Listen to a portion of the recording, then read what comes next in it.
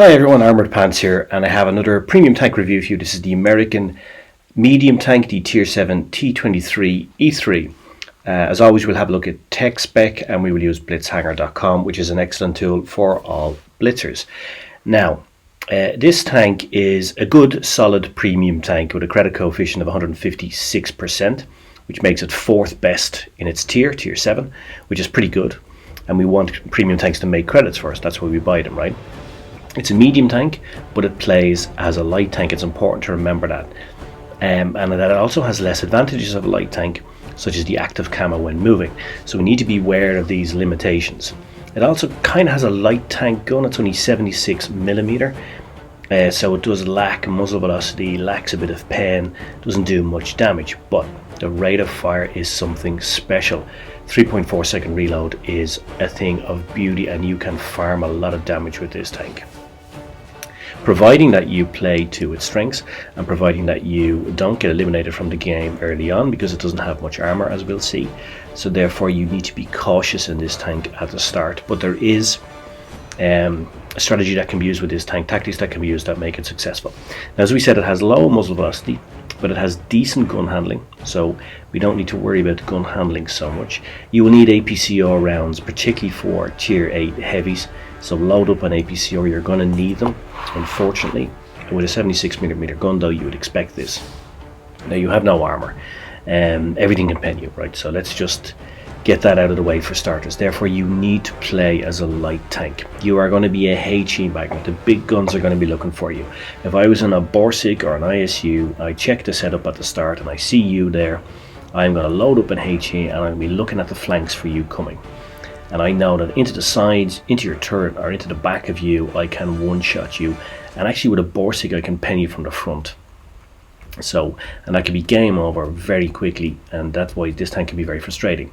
Therefore, run 2 repair kits, because believe me, you do not want to get tracked in this thing in the open when you've got this armor profile, which is effectively 0 armor profile. You may as well be running around the map in a paper tank. If somebody fired a slingshot at you, it would go through this armor. So basically the armor in this thing is for keeping the rain off your head. That's about it. So what should I do then with tactics armor? This doesn't sound very good. Well, it is a medium tank, but you're going to have to play as a light. So what I suggest you do is, as you spawn the medium, you're going to be spawning with the lights. Go with your light tanks or other mediums. Stay behind them, even though you're very fast, because they have better view range. Let them spot up the enemy. Then, once the enemy is spotted up, you know where the big guns are. You can come in and use that rate of fire that you have to clear off the lights and meds on that flank. You really have a fantastic gun that does lots of damage. So they're the tactics that I would recommend in this tank for this type of gameplay. Play as a light, support your lights and meds, let them spot up, and then use your rate of fire to clear off that flank. Once that flank is clear, clean and ready to go, then you can push in behind, get into the side and backs of TDs and the big heavies, and again drop your adrenaline, use that rate of fire to clear them off from behind. And that basically is the tactics I would recommend with this tank. No YOLO, no off on your own. Stay as a group, support your team, and pump in those rounds into the enemy, because that's what this tank is good at, pumping in rounds and farming damage with it, that amazing rate of fire. Now, I was asked to do this video on channel a few days ago. I didn't have this in the bank in my account, so therefore I just went and bought it, as you saw here. So now you can actually watch me set it up. You know, put some decent camo on it, because it's a premium tank, so I'm going to be playing a lot, farming some credits. And I also hope XP, and you know, as premium tanks, I don't want to spend a bit of gold on the camouflage, because they are premium tanks and you want them to look good. So now I'm loading up the ammo here, so obviously put in as much AP as I think I'm going to need. I'm going to need some APCR and then a few rounds of HE, because in case I come up against lightly armed tank destroyers, etc. Now I'm going to use supercharges, you can see, refined gun. I'm going to use approved assembly, because I want to get those extra hit points. No point using getting the additional armor, because it has none anyway. So you can take those extra hit points, they could keep you in the game. Now let's have a look at it. As we see, 76mm gun, but we can see rate of fire is great. Pen is just average, but with supercharge added, we are going to maximize our chances of penning. So you've seen the setup, and we've run through the tech spec, so all that's left to do now is let's roll. Let's take the tank out for a game, and I have a mastery game for you in this. And as discussed, what I'm going to do is I'm going to support my meds as C, exactly as we discussed in the tech spec. Now, I would normally allow them to go first, but on this map I'm going to push past C. I'm going to come up on the flank of the base because on this map I have a lot of protection here with these rocks. So I'm quite happy to use the speed to get out a bit in front. It's less risky on this map because I'm not going to run into a Borsig or something like that out in the open. But if it was a different map, I would actually let my more heavily armed meds go in front and spot up. Now you can see, look there, the gun handling is good. I'm using APCR just as I just want to get that first shot into him. I also want to make sure that he knows I can pen him because the first shot bounced. That gives him food for thought because I don't want him pushing onto me, not with the armor profile that's on the T54 mod 1. He could swamp me, bully me, he can smash me. So I'm going to load back to AP now because I'm up facing the AMX, CDC and a Comet. Now just look at this. I get a bounce here off the turret, but really you cannot play for that. Probably hit the gun mantlet. The gun mantlet can't be penned, and the gun mantlet actually takes up a significant amount of this tank's turret. Also, the tank has 10 degrees of gun depression, which is something we didn't look at in the tech spec in detail, but something which can be used to your advantage. If you can go hull down in this tank, and the gun mantlet, as I said, does take up a large portion of the turret, so you may get some bounces. Personally, I wouldn't play for it because it's risky with this tank, but it is an option if you feel comfortable doing that.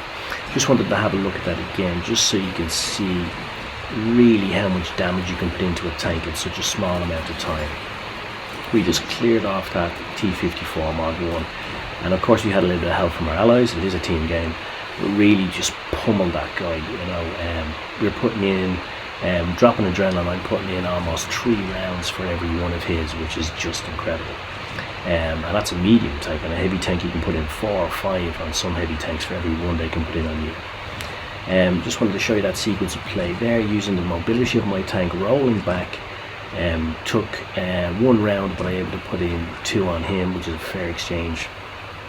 Now that Comet is occupied, gonna come up, and this is exactly what you want to do in this tank: ambushing, coming up from the side and the back, and using that rate of fire, and we clear him off. Supporting my medium tank, my Tier 8 medium tank, and we clear him off together. Now we have cleared that flank, so doing exactly what I said in the tech spec when we looked at that. You know, using that rate of fire to clear off a flank. Now we've come up on this KV3. There's no way that with his gun handling and with his traverse speed, he's going to be able to do anything on me once I get around him. And you can see here just the speed and mobility of this tank, pushing around, out traversing his gun, in behind him now, and this is where this tank's strengths are. Once you get in behind, you're going to be able to stay away from the big guns, out traverse them, and I'm just right behind him here now. Nothing he can do. Not all the shots are going through, but that doesn't matter. It's, you know, we're clearing off for the team. Get a couple of shots into him and we clear him off, and this flank now is clear. The Bulldog, I'm not sure. I think he got disconnected because he's just sitting there. Maybe he didn't even start the game AFK from the start, but either way, we clear him off. Put in some rounds there. I've already got my gold ribbon now for damage. Good solid performance in this T23E3, and really following the game plan that I outlined to you when we looked at the tech spec. Nothing spectacular, moving along with my medium and light tanks, supporting them and using my rate of fire to clear off the flank, and then we can come in and mop up, come in behind the heavies and the TDs. This is where you want to be. This is where you want to be in this tank. You want to be on the side and the back of a Tiger 2. You don't want to be in front of him. If you're in front of him, you're doing something wrong. You remember when we looked at the Tiger 2, I have a complete guide for that on channel. One of the things I did mention to you is that it has a really, really good traverse speed, and you saw that there That Tiger 2 was able to get a bead on me. Now I didn't mind because there is a burned out hull of another tank here in behind him, so I'm able to use that for cover.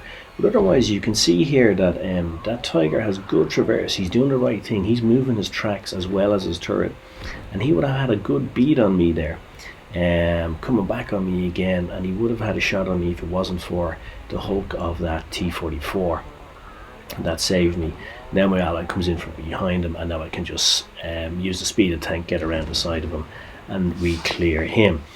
But just be aware that the whole Tiger series, except for the Tiger P, has very, very good traverse speed, so be careful if you're circling with them or in a brawl with them. They have extremely good traverse speed, and you can see and the Tiger 1 is the same, so just be careful about that. Those cats can bite. So now we're down to 4v1, easy situation, Tiger P. I capped there to get the extra XP because I felt there's a mastery coming on, and I knew I probably wasn't going to get another kill, so I thought I'd try to get some additional XP for capping. So it's a bit of game management for me. And you can see that, you know, from the sides, when you're not facing onto a heavy tank, this gun will pen. And I guess I suspected I didn't get the kill, but I got some extra damage there, improving my chances of getting the mastery badge. So that was a pretty good example of how to play this tank, I think. Mastery badge delivered, almost 3.4k of damage in a tier 7 and a tier 8 game is really good. Almost 1.2k of base XP, and a lot of XP you see delivered there for spotting, for damaging, for capturing the base, etc.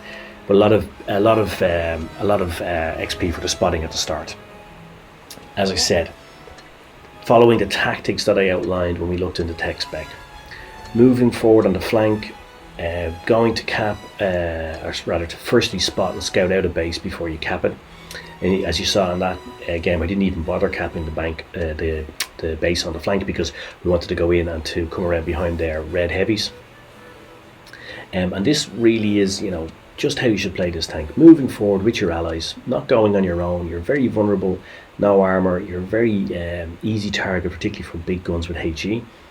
But if you move as a supporting tank, you're basically a mobile gun platform with that rate of fire, and you can really just pump in rounds and clear a lot of reds, help your team. Now let's recap. It's a solid premium tank, 156% credit coefficient, which is the 4th best in its tier, so which is a pretty solid performance for a tier 7 premium tank. So you're going to get some credits for it. It's fast and mobile, has an amazing rate of fire, and there's two major benefits, the two things that it really has going for it. You need to play as a light tank though, because everything pens it. If you try to play this as like say a German medium or something like that, you will die very quickly because it has no armour like a German medium. You're going to spawn as a medium, of course, so therefore play from there. Move to support your lights and meds, move with them. If there are a lot of big guns out there and you don't have much cover, move behind them. Or you can go ahead if there's cover, as I did in that game.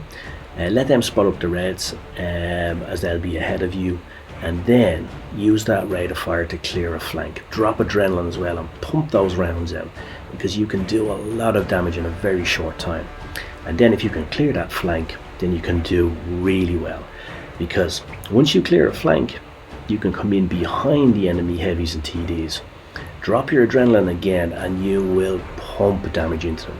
The gun handling is good, the rate of fire is amazing, and if you're in behind, you can just use standard AP rounds and you will farm damage, mop up the heavies and the TDs from behind.